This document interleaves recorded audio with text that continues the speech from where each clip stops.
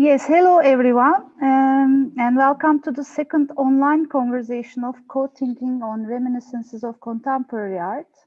It's a joint project of K2 Contemporary Art Association and Çanakkale Biennial Initiative, CABININ, and it's supported in the framework of Spaces of Culture program. With this project, our aim is to create an inspiring context about the reminiscences of the contemporary art practices by two periodical international events in Izmir and Çanakkale, PortIzmir and Çanakkale Biennial, and to find new ways for building up permanent structures in order to make the heritage of these practices sustainable and accessible. We are happy today to have with us Maria Tsantsanoglou, Acting General Director of MOMus, Metropolitan Organization of Museum of Visual Arts of Thessaloniki, and Syrago Tsiara, Deputy Director of MOMus, Museum of Contemporary Art, and Director of the Thessaloniki Biennale. And we are going to talk about the memory, heritage, challenges, and strategies of the Thessaloniki Biennale. And we believe that it will be an inspiring contribution to our co-thinking process. We had the chance to participate to the 6th Thessaloniki Biennale in 2017 with a selection from the Çanakkale Biennial. And this year we are very happy to have Konstantin Zenakis' work from MOMus collection in the 7th Çanakkale Biennial. I should thank all the people that made and sustained this collaboration, starting from Beral Madra and Katerina Koskina. The Thessaloniki Contemporary Art Biennale started in 2007 and as an initiative of the State Museum of Contemporary Art, and will have hopefully its 8th edition in the following years. And since 2019, it is being organized by MOMus, Museum of Contemporary Art, with the collaboration of several cultural organizations of Thessaloniki. Now, I will thank again to Maria and Syrago for being with us today, and I will give the floor to Maria, and she will tell us about the beginning and the mission of Thessaloniki Biennale and its first 5 editions. Thank you again for your contributions.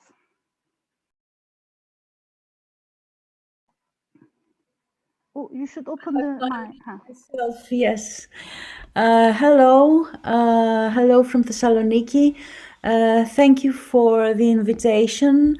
It will be a pleasure to speak about the Thessaloniki Biennale. Actually, we had this conversation before, and I think that this can serve as a new start for our collaboration with Çanakkale Biennale, which has already taken place one time in the future. Syrago will speak about that. So very briefly, I will tell you that the Thessaloniki Biennale of Contemporary Art was first designed by the State Museum of Contemporary Art in May 2007.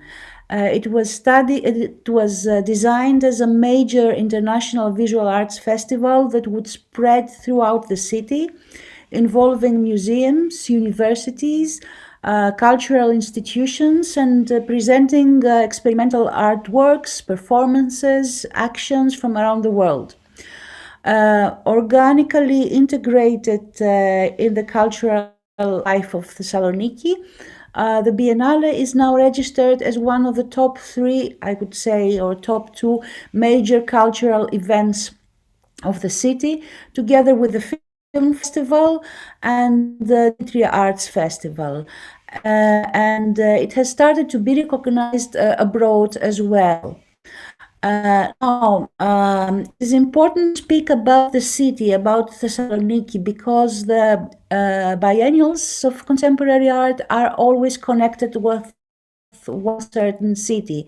So Thessaloniki, in Thessaloniki, the ground was ready, let's say, for such an art festival, because other art events had proven that there is a potential in the city that would welcome the existence of more experimental artistic proposals, other large-scale cultural events such as the film festival, the renewed Demetria Festival, and the International Book Fair had already demonstrated that there was a good perception for internationally renowned events in the field of contemporary culture.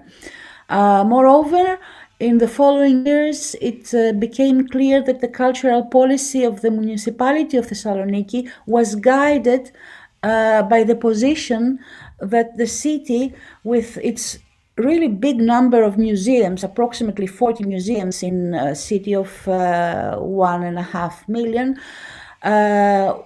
150,000 students, the biggest university in Greece, a multicultural history with the Roman, the Byzantine, and the Ottoman past, new festivals, alternative music scenes, art groups, etc., should be mapped as the main place for the support and development of contemporary culture in Greece. At least such a potential had been recorded and had proven its sustainability. And here I would like to mention that Thessaloniki is a relatively new city. It does not have the great antiquities of Athens. It does not have an Acropolis. It does not have a Parthenon. The ancient history and art. Thus, the contemporary art has a big and open space to develop, free from this burden of the past. In 2007, the State Museum of Contemporary Art organized a preparatory, let's say, conference, invited curators from other similar art festivals which use the term Biennial, Biennale, both big and small in scale and both older and newer in age, to discuss what an event such an art Biennale could offer to the city, culture and education, entertainment and tourism. Also, what impact, if any, for contemporary art in general, if not seen simply attached to the city or the region. And valuable thoughts and opinions were then presented, discussed by curators of Sydney Biennale, Liverpool Biennale, Istanbul Biennale were there, Moscow, the Athens Biennale, Lyon, and Venice Biennale. The aim was to design an identity for the Thessaloniki Biennale. Now, the primary objective in the planning of the Thessaloniki Biennale was, and still is to a certain point, the acquirement of an identity that will differentiate it from the other similar respective European festivals. For this reason, we considered carefully the position and history of the city, its peculiarities, the contradictions between cosmopolitanism and conservatism, meaning its progressive aesthetic identity. Thessaloniki has a literary and artistic tradition in the 20th century, which often clashes with phenomena of conservatism and introversion. Initially, we tried to make the Thessaloniki Biennale the springboard for artists from areas with difficult access to art institutions, difficult in geographical, financial, organizational terms. And we decided to support these artists and place them next to artists from areas where, on the contrary, there is a great mobility of art. We try to bring to light works of art that offer new aesthetic proposals and often unexpected and surprisingly bold social meanings, social criticism. Thessaloniki, as the location of the Biennale, repositions the issue of the center and the periphery and shifts the periphery towards the center, abolishing established boundaries. Thessaloniki is indeed a regional city, and this is perceived and operates for the Biennale as an advantage. At least this is what we wanted to show. The fact that it is far from the major centers of art that mostly invest in more mainstream contemporary art production offers the freedom to reinforce and attract new, innovative ideas and ultimately contributes to the substantial development of art and not to its recycling. As I said, the Biennale has already 7 editions. I will now very briefly refer to the older editions of the Biennale up to the 5th one, so that Syrago can talk mainly about the last 2 events in bigger detail, and what we may call the next day of the Thessaloniki Biennale. I will show you some images also. Sorry.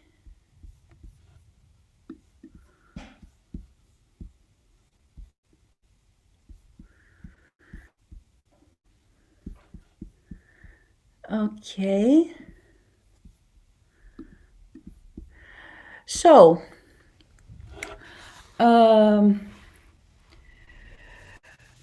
in 2007,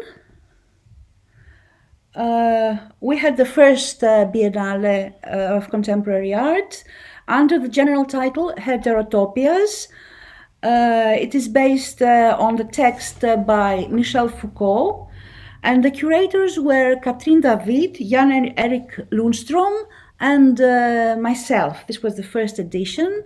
It was important for the communication of the first edition of the Biennale to invite renowned art curators with an approach that was close to our idea of working with artists with difficult access. Therefore, Katrin David, with her quite recent then experience of the contemporary art scene of the Arabic world and the Middle East, which was a war zone then, was an important figure for the first edition of the Thessaloniki Biennale. In this first Biennale, the cooperation with the municipality and other big of the city, like the Archaeological Museum, the Museum of Byzantine Culture, was established. It took place in 16 museums all over the city, and some spaces opened for the first time to the public, like the Bazaar Hammam, a beautiful Ottoman hammam in the very center of the city. Actually, the first Biennale was the bigger in terms of spreading all over the city. And some performances took place as well. This is the Bazaar Hammam that I told you before, with an installation by the British artist Richard Whitlock on the floor of the Ottoman Hammam. Now, the second Biennale in 2009, the interest of the curators and the artists was in issues that had to do with the social, political, and economical crisis. The crisis in 2009 had not yet clearly hit Greece, but the danger was there, it was visible. So I kept the direction of the second Biennale, but I was not the curator. And I suggested originally Terry Eagleton's text After Theory as a general inspiration, and the 3 curators, which was the late Bizi Silva, Gabriela Salgado, and Syrago Tsiara, Syrago, who is with us, submitted a very inspirational curatorial proposal entitled Praxis, Art in Times of Uncertainty. I will keep showing some images of this second Biennale. It was developed as a route proposal in the center of Thessaloniki, starting from the port and heading towards the historical and commercial center of the city, including Ottoman monument squares and all kinds of alternative places. It was designed as an invitation to revisit with a different look the structure of the city and its cultural layers.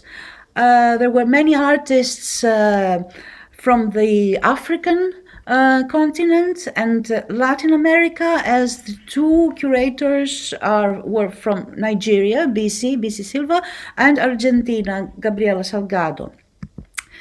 In the second Biennale, the International Performance Festival was established as part of the Biennale, which has become one of the most active and attractive events of the program since then. And some more images. And the Port Thessaloniki. And in 2011, there was a turn in the Biennale as Katerina Koskina took over the direction and put the Mediterranean region in the center of the artistic interest for 3 consecutive events under the general title Old Intersections Make It New. Networking with other biennales started, namely with the Lyon Biennale especially. In 2011, the title of the central program was A Rock and a Hard Place, and it was curated again, 3 curators, 1 Greek and 2 foreigners, Paolo Colombo, Mahita Elbaha Urieta, and Marina Fokidis. An international committee did the selection of the curators, and the curators referred a lot to the social, political, economic instability of the region, to the sense of fragility and danger that dominated Greece and the Mediterranean, but also referred to the psychology of the individuals that was affected by the severe crisis. In the 4th Biennale in 2013, Adelina von Fürstenberg, with the central exhibition entitled Everywhere But New, changed the model that we had until now. We had 3 curators, and in 2013 and also in 2015 we had 1 single curator, came up as a proposal from a committee. So Adelina von Fürstenberg, with the title Everywhere But New, used the artistic tradition of the Mediterranean to represent a vision of lifting through art all kinds of human distinctions and separations, with a message and a call to support and expand both individual and collective freedom.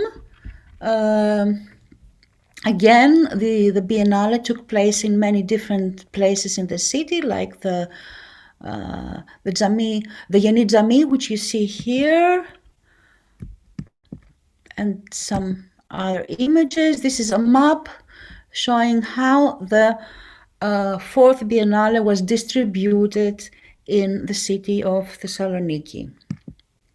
And the 5th, continuing and keeping the interest in the Mediterranean region and still having very actual the influence of the financial crisis, which had brought, after all these years, a sort of massive feeling of fatigue, frustration, and pessimism in Greece.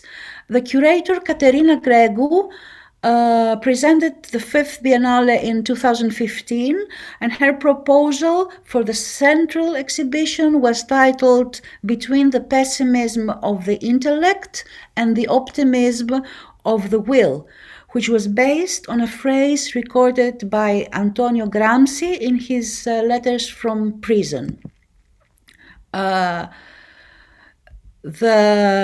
A difference with this Biennale was that, as with the 4th also, was that the central exhibition was shown in one big new building in the center of the city, especially designed for the needs of the Biennale, in the place of the International Fair.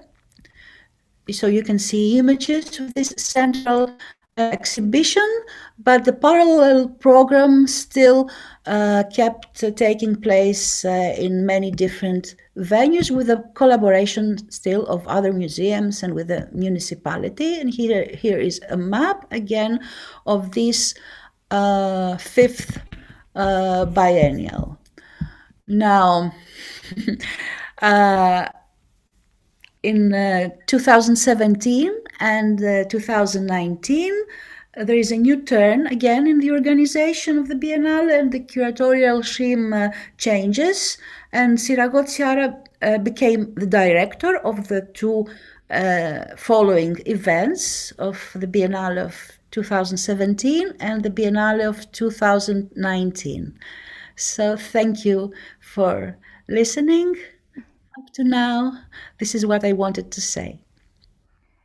Thank you, Maria. It was brief but very intense. I had some notes, but now let's listen to Syrago about the last two editions and how the new strategies of the Thessaloniki Biennale were shaped. Thank you. Thank you very much, too. I would like to thank Deniz for this invitation. And Maria, I would also like to thank for this tour in our memories. I wouldn't believe it, but it was as if I was a stranger, and everything I was watching now brought up memories of the recent past and our joint endeavor in Thessaloniki. And I was a little bit moved. Maybe it is a bit, all this has to do with this social distancing that we are experiencing, and the thing that we are everybody in our home, and we come together through our screens, and we have this urgent need of common experiences and memories. Okay, then. So, as Maria already told you, this adventure has started more than 10 years now. It is more than 13 or 15 maybe, because before the first Biennale, I also remember Cosmopolis, which was a big exhibition that took place in 2005, and it was a joint adventure between the then State Museum of Contemporary Art and the Macedonian Museum of Contemporary Art. It was the very first thing that we as organizations put together in all other museums, and the Balkans were the point of interest that period. And I think that this was a very important landmark, because after that we decided that the Biennale should start. And now, as we are talking, and 2 years ago, we have joined our forces and in Thessaloniki, and we organized this MOMus platform, as we called it, the Metropolitan Organization of Museums of Visual Arts. But let's go to see how things evolved after Maria left us in the in the fifth Biennale. Now we are going back to the sixth Biennale, which was entitled Imagined Homes. You know, you always, I suppose that we all remember that that period, 2016, 2017, it was, I would say, the climax of this migration crisis, and everything that was taking place in the Mediterranean made us all think about what home means again. And we focused on this idea of home. We approached it as an imagined construction, not because it does not exist in real space, but because we all felt that we could very easily lose it, and we should, financial and social and political and religious reasons might make us find a new home. So people are being obliged to leave their homeland and find a safer place, used to construct an imaginative idea of home as a stia, as a hearth, as we called it. And this was the basic idea, the basic notion that we tried to explore in the 6th Thessaloniki Biennale. Some things were left the same and some things changed. One thing that was similar with the other editions, the previous one, was the spread of the Biennale around the city. So we had a lot of museums, the Macedonian Museum of Contemporary Art, the State Museum of Contemporary Art in Monilas Ariston, the port area with the Experimental Center for the Arts and the Museum of Photography, but also some old houses in Thessaloniki, which used to be houses in the beginning of the 19th century, like Casa Bianca, for example, but then its role and their function had changed. They became public in a way, but the history of their owners and of the change of their, let's say, activity is a screen for the historical experiences of the city. The past that already Maria Tsantsanoglou mentioned before, the multicultural past of the beginning of the 20th century, the coexistence of Armenians, of Jews, of Ottomans, and then how it all this changed after the unification of northern Greece with the rest of Greece. So the, let's say, Hellenization of the region, and how all this historical experience affected the sense of the place and the sense of the home. The spaces for the main exhibition, the venues for the main exhibitions, were, as I told you, Monilas Ariston, the port, Macedonian Museum of Contemporary Art, and a space which used to be a house, Agioritiki Estia is called in Greek. It means Center for the Exploration of the Art of Mount Athos. So this is a public institution now, a municipal one, but it used to be a home in the beginning of the 20th century.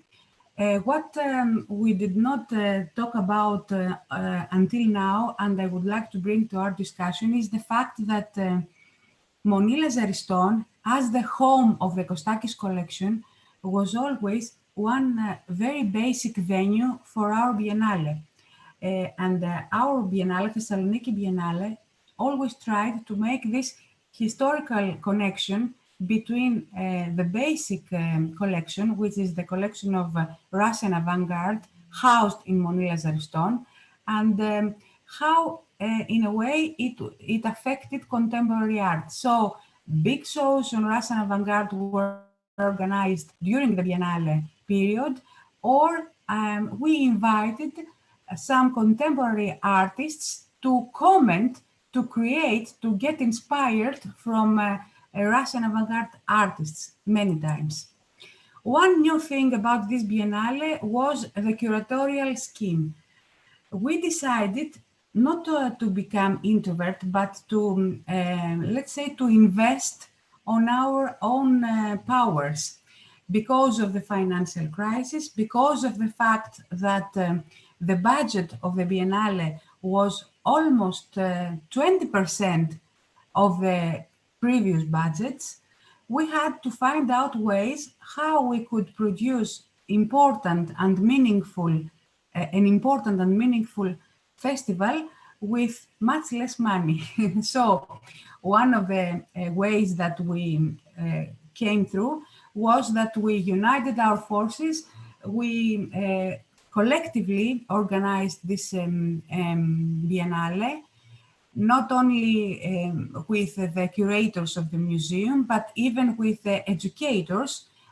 You see the names, Katerina Paraskeva and Evi Papavergou are colleagues who work in our museum, and they are mostly interested and work on educational programs. But we decided that education was very important, not only as the part of the museum that takes an exhibition ready and organizes the educational programs based on the exhibition, but we tried to reverse the idea, and we made the education a productive part of the exhibition, let's say. So this one of the results, bringing more children, bringing installations which were more interactive, and trying to bodily engage the audience, not as a spectator, but as a participator, as you see here in this Dreamland, an installation made by Antigoni Tsagaropoulou, a Greek artist that period. This is another work, another installation by a Greek artist too, Fotini Kariotakis, who lives in Thessaloniki. These swings were made as flowers and in the same time as a space for dancing, for contemplation, because they were these little cages, these little homes where somebody could get into and relax. This is another work by Greek artist Babis Alexiadis that was collectively produced together with the museum educators. The idea was to explore first with elders and then with children the idea of the shelter, and produce this moving events with animation technique about the idea of the shelter. And the other very important for us, and something that we keep after this first collaboration, was the fact that the 6th Thessaloniki Biennale, let's say, invited in a way Çanakkale Biennale, which was postponed that period, to present some of the works. As Deniz told you, the Çanakkale Biennale curatorial group decided the works that would be presented. So we had a shelter, a home, let's say, for the Çanakkale Biennale in Thessaloniki, with the works of Reisi Kamhi, Ahmet Eyhan, Semin Serif, and Noria Kasper. The idea of home was explored in many other ways, like this Einat Amir installation, which was something like a living room that invited people to bring their own videos, even family videos, maybe a wedding or a family excursion, and share it with the others. These were some of the alternative ways that we tried to explore the idea of the home in the 6th Biennale. And going to the 7th one, which took place in 2019 until February 2020, the idea was to stop a little bit. Stop and think about, again, about everything, about what contemporary art means, what it means for museums that have collections to organize contemporary art shows, how the past collaborates with the present. And this was the title of this Biennale, Stasis, which means not only stop, but in the same time taking a stance, taking a position. This was the list. This is the list of the main exhibition participating artists. And again, the performance festival, which, as Maria told us before, from the second Biennale became a central core part of the Thessaloniki Biennale, one of the most inspirational ones for us. The curatorial team, again, was collective. Almost 20 people worked together for the selection of the artists. I have to tell you that for the 6th Biennale, we had an open call and we had a lot of proposals. If I remember well, there were 1,280 proposals submitted. So we selected some of the artists from that pool, and from our own curatorial research, the other ones. For this Biennale, for the last one, we did not have an open call, but open calls are a very important source for us, because even in the cases that we have not selected the artists, we know their work, we learn their work, and maybe we may use them, we may collaborate with them in another exhibition, in another Biennale. This happened so many times during the last years. For this Biennale, we invited some external curators too, which were Luisa Avgita. She is a professor in the Fine Art Schools, and Panagis Koutsokostas, who is a freelancer curator. And the idea was that we should not only base ourselves and invest on our forces, but have a feedback, have an open conversation with the city, with people who do not work in institutions or who work in the education, fine art education, so that we can filter these stands more collectively. This is, let's say, the basic idea about our taking a stance, our, let's say, declaration that we wanted to make. We wanted to take a critical distance, a critical detachment from what is happening around the world, and this exhaustion that we felt of the very big events, the very big spectacular biennales. And you know, looking backwards now, after this pandemic experience, our idea about the Stasis Biennale, I think that we all felt that period a little bit, you know, overexposed to mega events. And now things have totally changed. And because of this detachment, because of this distancing, and because we have the connection with art through our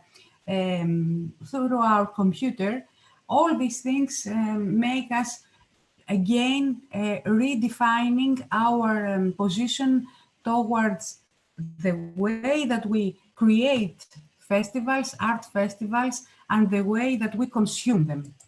The very same thing was this, let's say, map of a lot of spaces in the city. You have here some views of the installation at the Museum of Contemporary Art with Aris Katsilakis, a young sculptor from Thessaloniki. This is the list of the participating artists. Less than the 6th Biennale, we decided that we give floor to around 50 artists, and in the 6th Biennale we had 96 artists, almost half of them, so in the 7th, but we decided to give them more space, each one of them, to present their work and make this collaboration and this dialogue between them. We also had a tribute to Anna Mendieta, a special tribute screening program in the Thessaloniki Performance Festival, which was very important. And now I will show you some other photographs, images. This is the installation of Aliosa in the Thessaloniki Concert Hall, and an image of Aladzai Maret, a Biennale installation in the Aladzai Maret, another Ottoman monument of the city with a secular character. It was not a religious place, but it was a place for poor people to have shelter. So a very nice, very beautiful space in Thessaloniki. And another thing I wanted to tell you is that during the last Biennale, we had a lot of discussions, public discussions on different matters. This is a view of the presentation we had of the American Agricultural School in Thessaloniki. You cannot easily find connections, obvious at least connections between an agricultural school and the museum and the Festival of Contemporary Art, but weaving traditions that were kept in this American Agricultural School, and the new attitude towards material from contemporary artists that see again these old traditions made this connection. And another thing that happened, you see, for example, as I told you, a carpet behind the speaker, who is a sociologist, an art sociologist and member of our board of trustees, here speaking, Alexis Baltsis. But behind him, you see a modern carpet with a very strong political character, that it was based on old traditions. And this was the space of Alex Milona Museum in Athens, which is the fifth part of this MOMus organization of museums of visual arts. So this Biennale was not only in Thessaloniki, but in Athens too, in this Alex Milona beautiful house, and house of the collection of this very important Greek sculptor, Alex Milona. And there we presented the results of a survey that had taken place 2 years ago between our museum and the University of Thessaloniki, a survey about the conditions of life of contemporary artists in Greece. And this was a very important, I think, public presentation and discussion. And unfortunately, very timely for the situation that artists all over the world go through during this pandemic period, being, without a job and without income. So I think I talked too much. So I presented you some of the things that we are interested in and the ways that we work in Thessaloniki Biennale. Thank you very much again. Thank you, Syrago. It was really for me as well. I had the chance to see 3 editions of Thessaloniki Biennales. And the first one is in 2009. And it was my first visit to Thessaloniki. And I was very impressed by the way the Biennale was bringing out the heritage, the richness of the city. I mean, the archaeological museums, hammams, bazaars, and Alaca Emaret. And this was really a very strong experience for me. And thank you again for reminding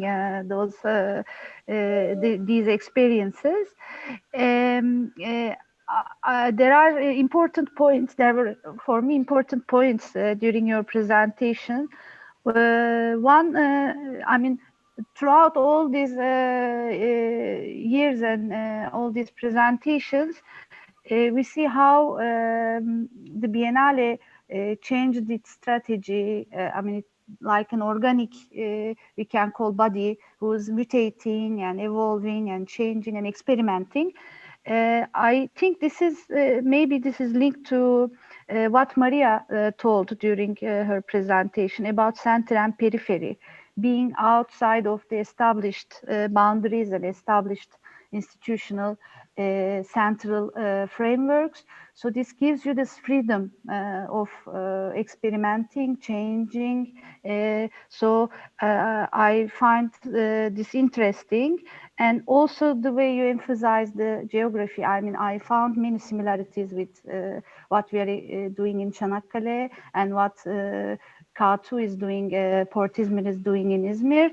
I mean, this connection to the city, to the past, present, and future of the city, and how this Biennale is all the time contributing to the identity of the city. I would like to come now to some questions about our projects ideas, and I would like to ask you both about how this heritage, this production, this intense production of Thessaloniki Biennale is connected with the existing museums. Is it preserved, or is it still incorporated in a way in those collections? Are they still visible? Do you have a policy about sustaining the art production?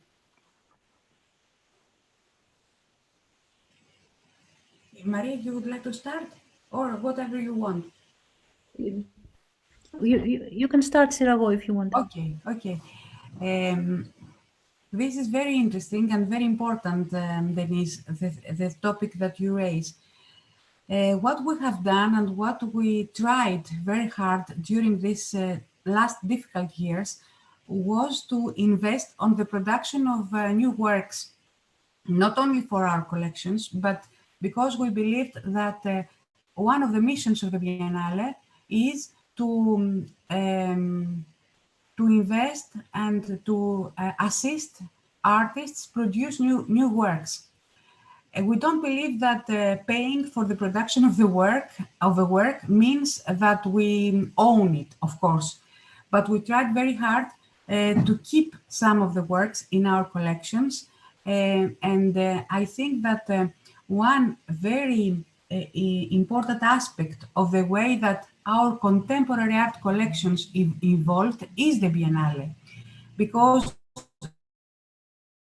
now, the last 10 years, we have in our collections works from artists from around the world. I remember some videos of artists, I don't remember her name, but Maria will certainly remember it. Saripova, maybe.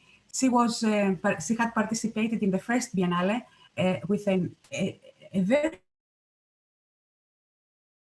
beautiful video of an angel, of a woman like an angel. And I think that if the Biennale wasn't there, and if the idea of Maria Tsantsanoglou to bring together artists from mobility, from regions that have mobility, and from regions that have obstacles to go to the center, we wouldn't have the chance to see so important and so new and fresh works. And some of them are part of our collections now. We have produced shows not only in Thessaloniki, but in other cities of Greece, like Larissa and Chania in Crete, if I remember well, where we have presented some of the works in different, of course, curatorial schemes and concepts. So the Biennale, I think, is the basic pole that refreshes and renews our strategies towards collection building. And this is very important for us. Yes, simply to add that what Syrago mentioned, the artist was Ganjina Sharipova indeed. She was a very, very young artist from Tajikistan in 2007. Now she's working with cinema, and she has moved to Europe, and she's quite renowned.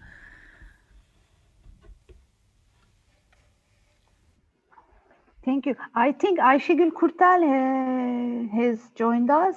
Hello, Ayşegül. We can't see you, but I hope you are there.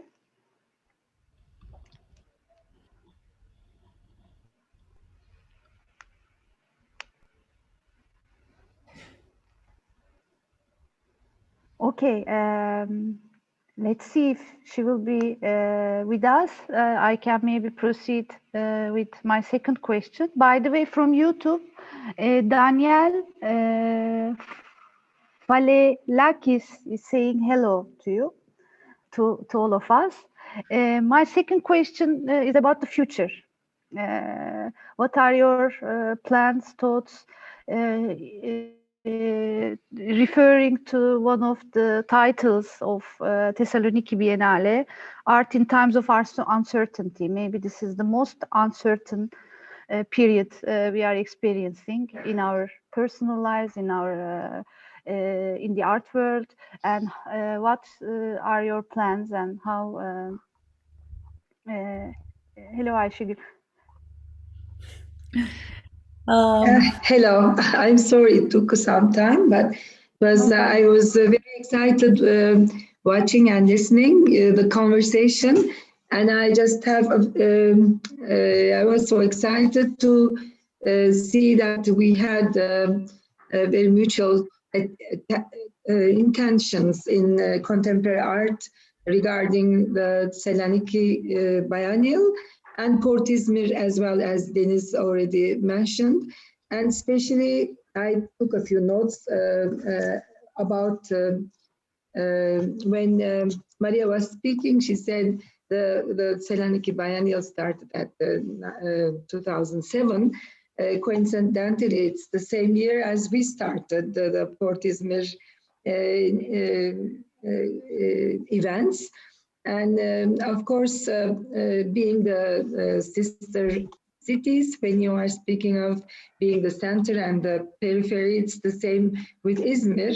and we are trying to break this, like you have already done in Thessaloniki, because actually the reality is the periphery feeds the center. So I'm sure when you mentioned you have already 40 museums and all the universities and the young artists coming up, I'm sure there's a very, very vivid, and when I watch what you showed about, you spoke about the biennials, you have this vivid contemporary art atmosphere in your city.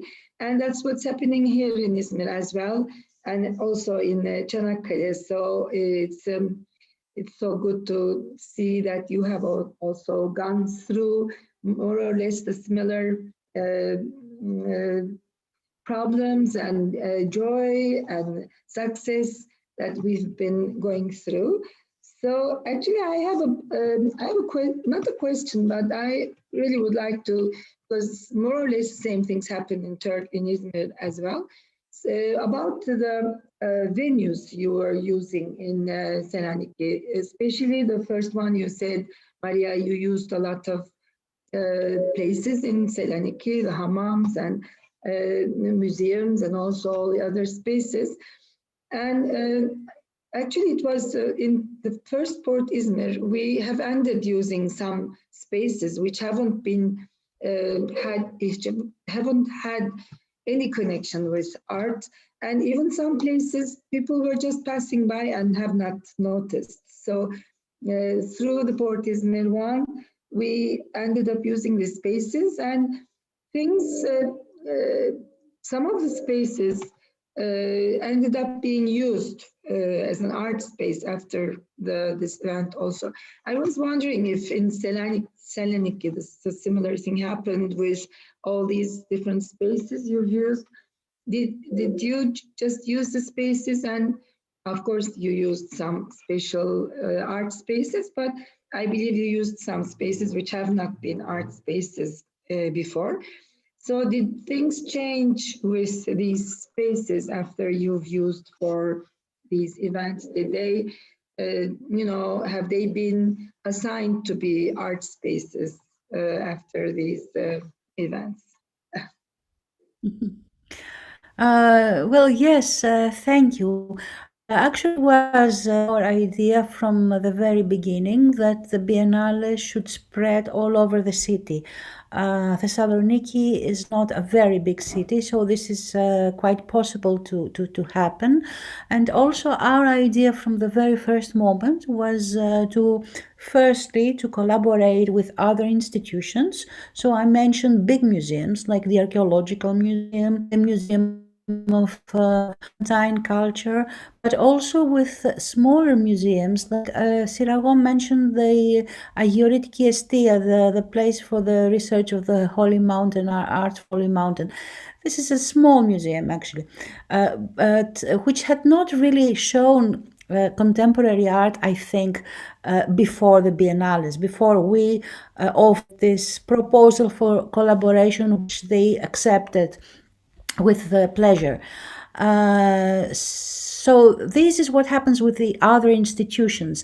Another thing that we did was that we used monuments.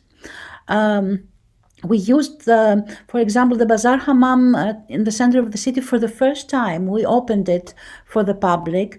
And it was not the only monument that we used for the first time.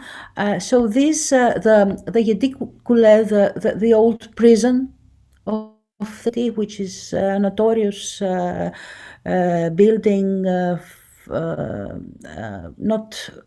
not in the center, quite far from the center, also used for contemporary art exhibitions and presentations, and until now it still continues to have such kind of uses with other exhibitions organized separately from our Biennale and from our museum. So it took, let's say, a sort of an identity that is connected also with contemporary art as well, and contemporary culture, screenings, theater, etc. And the the third thing that we did was that we used spaces that are not intended for contemporary art. And we used them once, and then they kept their own way. But in the memory of the people, this might be kept. I will speak only about one thing, about and Syrago can say much more than me because she curated this event. She was the initiator, actually, of this event. Was an exhibition that we did in the municipality of Thessaloniki, in the reception areas where people come and go every day in order to get documents and certificates, and maybe they are nervous because they have this bureaucratic thing in their mind that have to solve. But we did an exhibition there, which was quite innovative and surprisingly bold.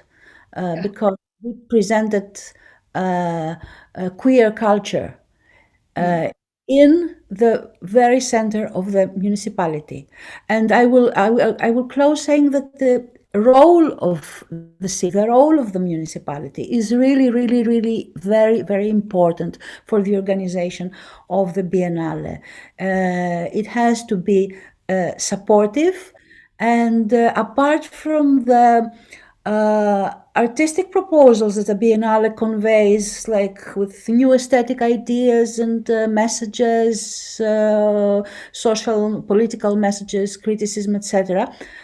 The municipality has to be there because it is also a boost for the city and its economy, and this is also an important aspect.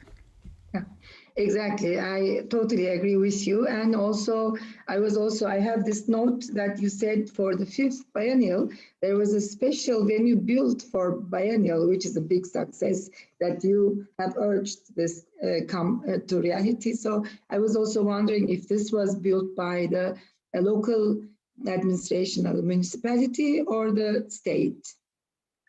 Well, yes, it was not built actually. It was constructed.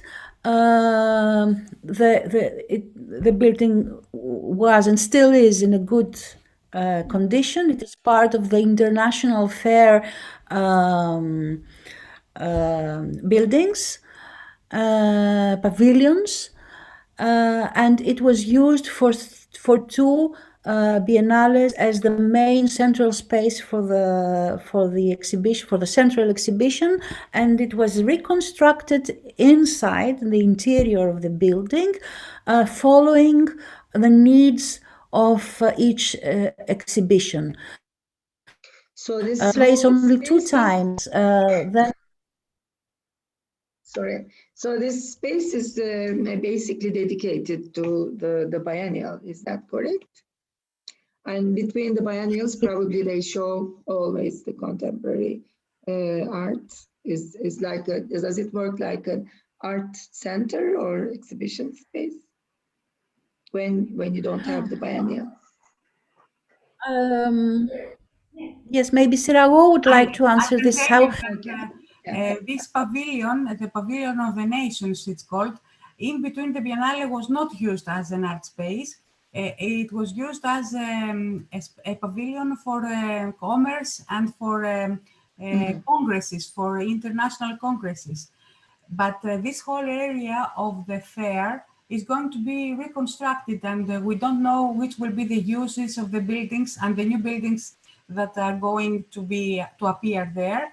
This is one of the premises of our museums. The Museum of Contemporary Art is inside this fair, but it's going to change character.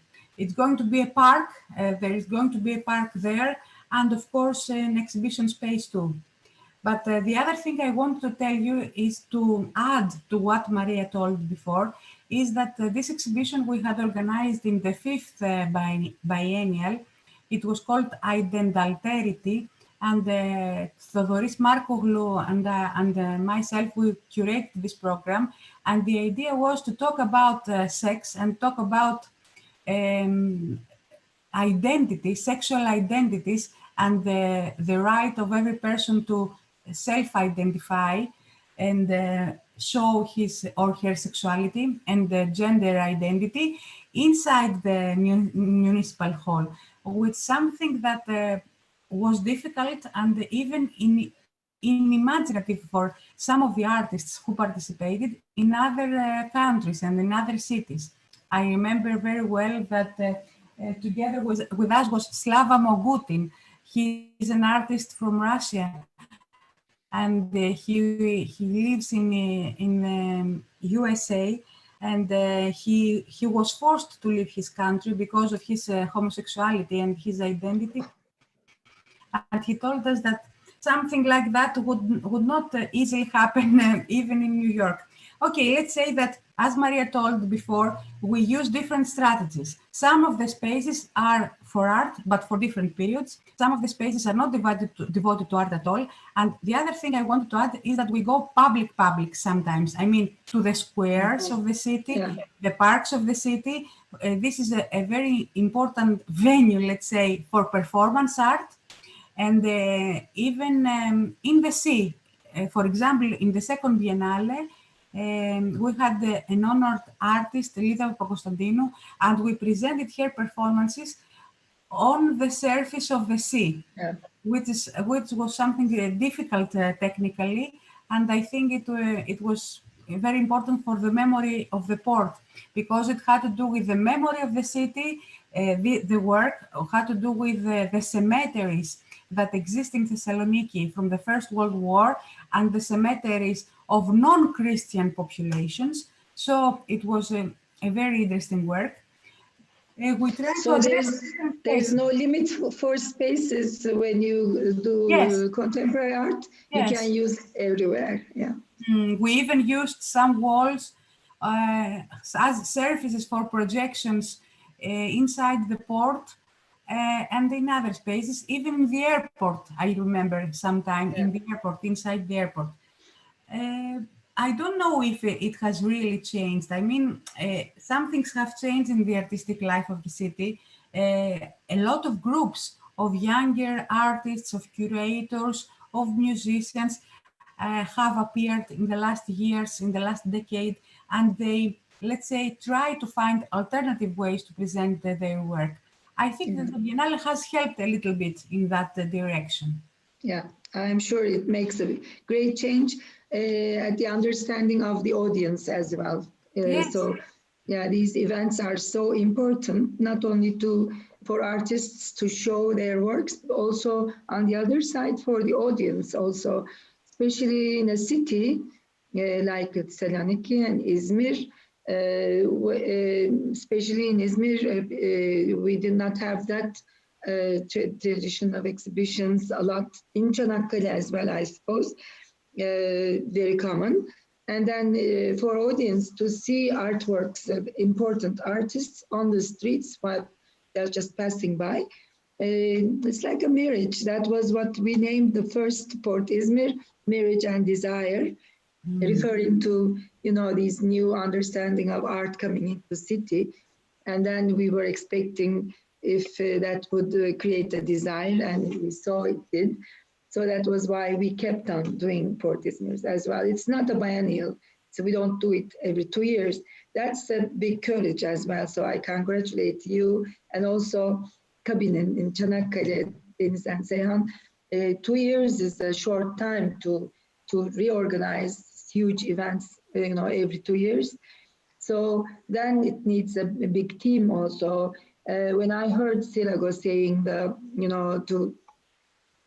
starting with the economic crisis, but it was sometimes good in bad, because, you know, this is economic crisis is bad, of course, but then it created this platform to create your own local art initiators, maybe. So it's also a big gain in to create this platform for young people to have the courage to do things for their own local artistic atmosphere. So that was also an important outcome of what you've been doing in Thessaloniki, I guess. It's very important.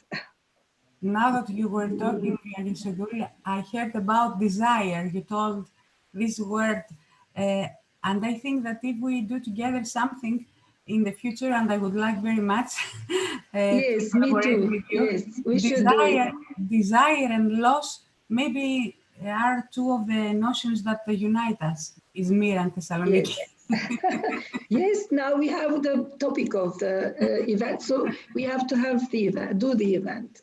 Okay. So I'm also. We have left the question of Deniz unanswered. Yes. What about the future? Yes, I think, thank you, Ayşegül. I think she couldn't hear my last question. It was about the I'm future. sorry. Art in the, no, it's not I a interrupted. problem. We can conclude with this question. It was about, I was referring to one of the Thessaloniki Biennale's title, Art in Times of Uncertainty, and I was asking Syrago and Maria about what they have plans or strategies in this time of uncertainty. I can tell you some things, and of course, Maria will also add her ideas. The first thing is that except from Thessaloniki Biennale, the MOMus organization organizes Photo Biennale too. Because of the pandemic, Photo Biennale is going to take place not last year, did not take place last year, but this year, but is going to take place next year, 2021. So I am sure that we have to find some more time to organize the Biennale of Contemporary Art. And I believe that is going to take place 1 year later, 2022. I can't really tell you a concept or ideas about the next Biennale, but I am certain that all these experiences that we shared the last months have changed us a lot and will enrich our strategies and our practices.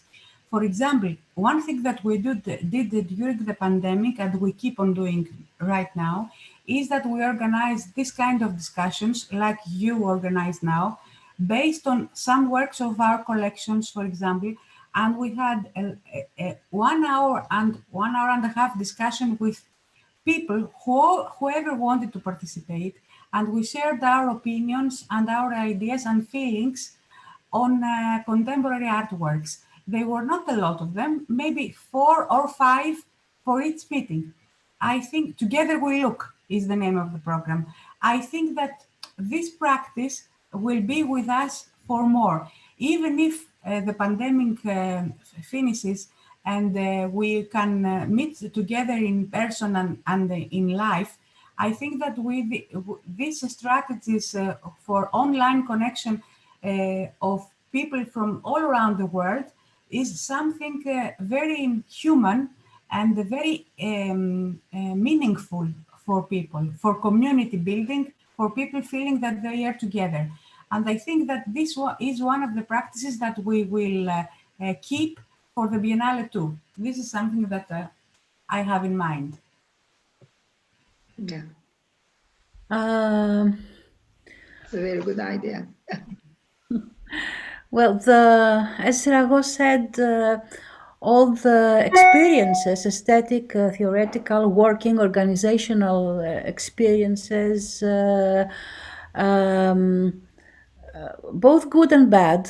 For example, the several difficulties, the challenges faced during the organization, like the economic crisis, which dramatically reduced the budget, as Syrago mentioned, and like the pandemic that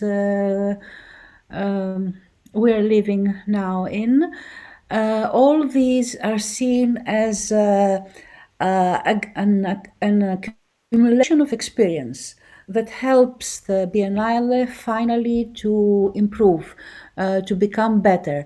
It is not, if not Syrago, then me even more, are not able to speak now about the concept of the next Biennale. Of course, the pandemic and all this experience somehow will be there, present, but summing up, I would say that there are major issues that always meet with the Biennale and met in the past, and at the same time